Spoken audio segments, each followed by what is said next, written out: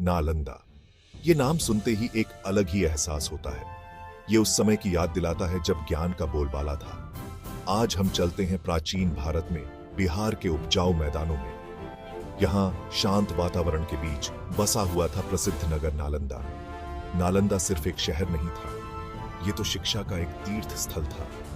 इसकी अद्भुत शक्ति लोगों को दूर दूर से खींचती थी। शहर में जिंदगी की रौनक थी, इसकी गलियां विद्वानों की बहसों से गूंजती थीं।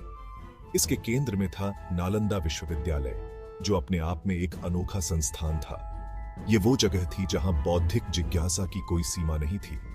ये ज्ञान की एक ऐसी पवित्र जगह थी जहां ब्रह्मांड के रहस्यों को सुलझाने के लिए तेज दिमाग इकट्ठा होते थे।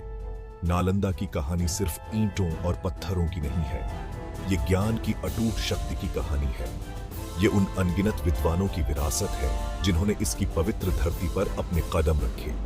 आइए हम इस प्राचीन अजूबे के दिल में उतरें और इसके कालातीत रहस्यों को जानें।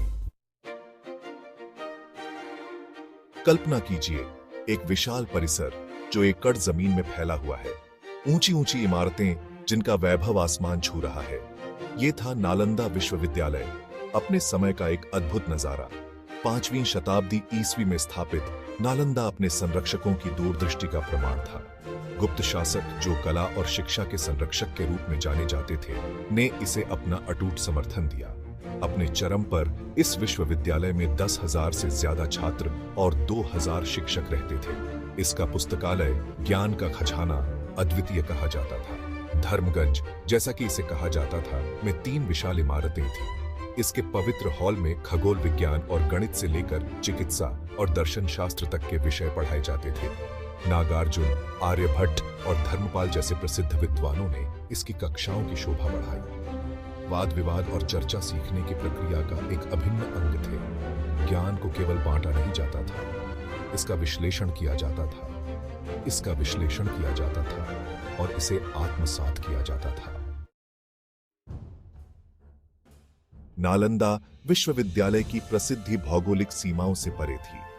उत्कृष्टता के लिए इसकी प्रतिष्ठा से आकर्षित होकर पूरे एशिया के विद्वान इसके द्वार तक पहुंचने के लिए कठिन यात्राओं पर निकल पड़े। तिब्बत की बर्फीली ऊंचाइयों से लेकर चीन और कोरिया के सुदूर तटों तक छात्र नालंदा में आते थे। वे विविध पृष्ठभूमि से आते थे। ज्ञान की प्यास ने उन्हें एकजुट किया था। विश्वविद्यालय ने सभी का खुले हाथों से स्वागत किया, समावेशिता की भावना को बढ़ावा दिया। चीनी तीर्थयात्री ज्वानजैंग, जिन्होंने नालंदा में कई साल बिताए, ने इसके वैभव के विशद वर्णन छोड़े हैं। उनके लेखन से विश्वविद्यालय के दैनिक जीवन की अमूल्य जानकारी मिलती है। वह कठोर शैक्षणिक कार्यक्रम, शिक्षकों के प्रति गहरे सम्मान और जीवंत बौद्धिक माहौल का वर्णन करता है।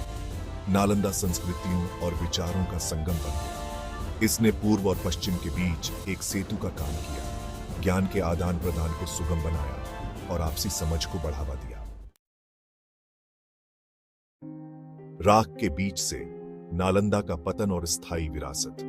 गौरव की सभी कहानियों की तरह नालंदा की कहानी भी त्रासदी से सराबोर है। 12वीं शताब्दी में आक्रमणकारियों के हाथों विश्वविद्यालय का विनाशकारी अंत हुआ। कभी चहल पहल वाला परिसर सन्नाटा छा गया, इसकी शानदार संरचनाएं मलबे में तब्दील हो गईं। पांडुलिपियों के अपने अपूर्णीय संग्रह के साथ पुस्तकालय आग की लपटों में घिर गया। नालंदा का विनाश केवल भारत के लिए ही नहीं, बल्कि पूरी दुनिया के लिए एक क्षति थी। इसने ज्ञान की खोज के लिए एक बड़े झटके का काम किया। फिर भी अपने खंडहरों में भी नालंदा प्रेरित करता रहा। इसकी विरासत उन लोगों के दिलो दिमाग में जीवित रही जिनके जीवन को इसने छुआ था। नालंदा को परिभाषित करने वाली जिज्ञासा की भावना, ज्ञान की प्यास को बुझाया नहीं जा सका। अतीत का उत्खनन, नालंदा की गौरव गाथा को पुनर्जीवित करना। सदियां बीत गईं और नालंदा समय के मलबे तले दब गया, लेकिन इसकी कहानी नहीं भुलाई गई। 19वीं शताब्दी में पुरातात्विक खुदाई शुरू हुई। धीरे धीरे इस बात का पता चला कि क्या खो गया था। भव्य संरचनाओं के अवशेष, पत्थर के खंभों पर जटिल नक्काशी, सभी एक गौरवशाली अतीत की कहानियां बयां करते हैं। आज नालंदा यूनेस्को की विश्व धरोहर स्थल है, जो इसके ऐतिहासिक और सांस्कृतिक महत्व का प्रमाण है। इसकी विरासत को पुनर्जीवित करने और एक नए नालंदा विश्वविद्यालय की स्थापना के प्रयास चल रहे हैं। लक्ष्य सीखने का एक ऐसा आधुनिक केंद्र बनाना है जो अपने प्राचीन पूर्ववर्ती की भावना को मूर्त रूप दे। नालंदा की कहानी इस बात की याद दिलाती है कि ज्ञान की कोई सीमा नहीं होती। यह आशा की किरण है जो हमें शिक्षा की परिवर्तनकारी शक्ति की याद दिलाती है।